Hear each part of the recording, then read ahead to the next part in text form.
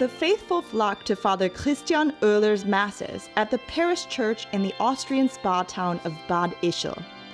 Yet the priest still feels it's his duty to carry the Lord's message out to the people. Jesus didn't hide away in a temple or synagogue. He went out and preached and healed.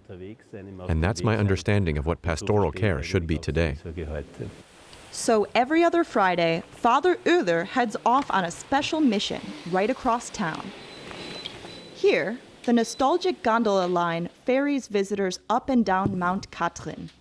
It's a long-standing tradition, but the idea of creating a confessional cable car is new and came about after a few beers at the Summit Guest House. At first, we dismissed it as a joke. But then it got stuck in our minds, and 4 years later, we finally realized the project. And now, as the cable car operator, I'm really happy to have the world's first gondola confessional. Father Oehler takes matters into his own hands and helps get the gondola going. Here, he welcomes everyone, even those who have little time for the church, like this artist from Ischl. Many people don't dare go to church.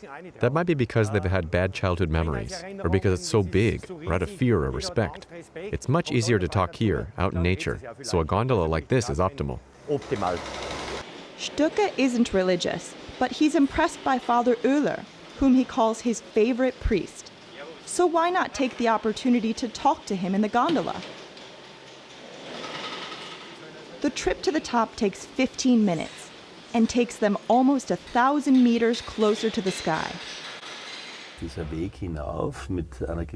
People experience a certain levity ascending the mountain.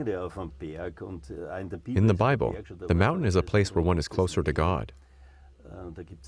There are many examples from the Holy Scriptures, and clearly people feel that way too. Nearer, my God, to thee.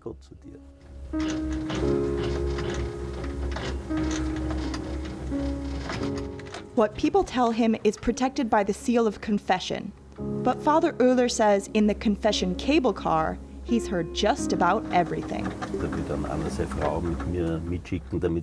I've had someone who wanted to send his wife up with me so she could finally confess all her sins, so to speak, and rid herself of them at lofty heights. There's a lot of discussion about existential questions, which can be tough. So you make a few jokes about it, but it is an issue. Stucke, the artist, said it was a real experience. Maybe because their talk in the gondola had nothing to do with religion or the church. The conversation just flowed, a bit like the healing waters of Bad Ischl. The ride was how long? 15 minutes? It felt like 1 minute. I could ride with him all day. If I really had to confess all my sins, I'd probably have to ride with him for a whole week. Instead, he has a drink with friends. Meanwhile, the gondola confessional continues on its way, between Earth and the heavens. And that's it for this week's Focus on Europe. I hope you can join us again next week. Thanks for watching. Take care and goodbye.